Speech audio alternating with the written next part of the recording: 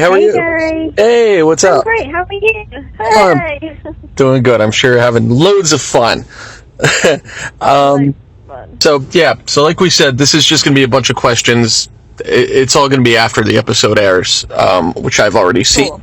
So, Great. cool. First question. So obviously, this episode filled in a lot of information gaps for all of us about what happened to Simmons between the time she got sucked into the monolith and the time she was rescued. For you, since that happened at the end of last season, how clued in were you as far as what actually happened between then and now? Did you have any more information than we did during those summer months? I think not. No, I didn't know what the portal was. At the end of season 2, I had no idea what had happened to her, or where she was, or what the monolith was, and so the same old theories were running through my brain as well as everybody else. And then coming into season 3, I knew that she would be back from the planet, and I knew that she'd be back fairly quickly, and I knew that she would have suffering from PTSD, and I knew the kind of the environment of the planet, and that there would be no light, no sunlight, and that everything, the properties of that planet would be different to the properties of Earth. But that was pretty much it. Mm-hmm. So until I was privy to the script of episode 5, I concentrated on what it does to a body to be without sunlight and to be in isolation, and the day-to-day activities that she would really struggle with. And then a couple weeks before we were due to start preparation for episode 5, I was told the idea and what they were planning on doing with it, and I was just blown away. I thought it was just so cool, and I was hoping and praying that it would all happen, but I was definitely shocked when we were on the first day of set, and it was like, no one's told us we can't do this yet. I guess we're doing it. It was obviously a very groundbreaking thing just to have an episode entirely focused on two people, but as far as those following the series, it was really all about what happened to you. Did you feel like it was a more pressure, a different kind of pressure for you now, being the first person in this very ensemble cast to have to carry an entire episode so much on your back? Oh my gosh, tons of pressure.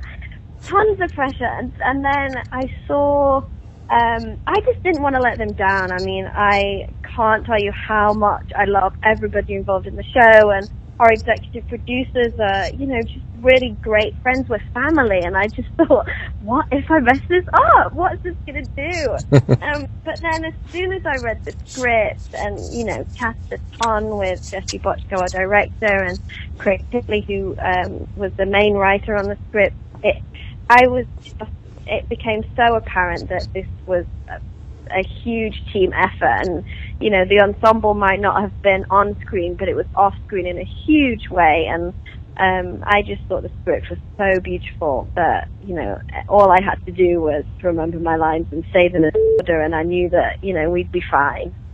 Okay. Now this episode showcased you in a different way, and I think it also was really unique in that it showed you as a character going further into sort of a desperate mode than anyone else we've ever seen on this show before. Was there a particular inspiration, sort of preparation that you did to try to get to that place where you really went to those emotional lengths, because it came off so well? Oh, thank you. I start everything with the script, and I think all the answers you ever need are in there, as long as it's a good script. And so it was more that I started with. I researched into, kind of what happens, what it's like to be in isolation. I read different people's accounts, and battling with survival and different things like that. But honestly, when we were filming out in the desert at 110 degrees and we had so much work to get done and we were fighting the light, and that it kind of made it much more method that we filmed this under crazy conditions. So I was kind of instantly transported to survival mode anyway. And then the script is just so brilliant that, I never felt like I had to push anything really. It was just there. And I mean, the way that this episode was set up and everything that's happened between Fitzsimmons, it all kind of just sort of came naturally. Mm-hmm. Okay. Now, I haven't really seen a lot of feedback yet or whatever, but here's my experience as a fan of the show watching it. I'm watching you, and of course the big revelation is there's Will, who is also, as you find, on the planet, and you guys develop a relationship. And to me, the instinct is this Will is this tremendous character, this wonderful character who ends up being helpful to you, and, it's very justifiable that you guys grow closer together. At the same time, there's sort of this feeling of, someone's got to take care of this guy so that Fitz has the open door again. That's like the end game for those of us loyal to the characters. Do you feel like there's going to be a lot of like that backlash towards the Will as this story continues to unfold? Oh yeah, I mean, that was my first reaction to the episode was, oh my gosh, that's so cool, I promise I'll work really hard. And my second reaction was, what the F about Fitzsimmons fans? And like, I was kind of mad at her at first. I thought, how could she do that?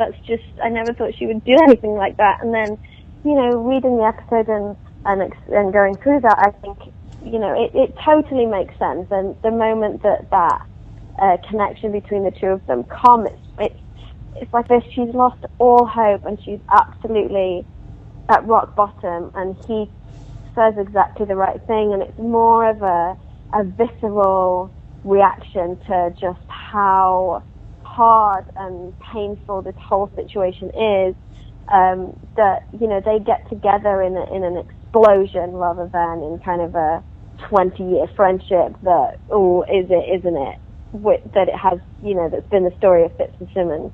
So I definitely think it's justified, and hey, humans are messy, it's nothing is ever exactly how you envision it should go.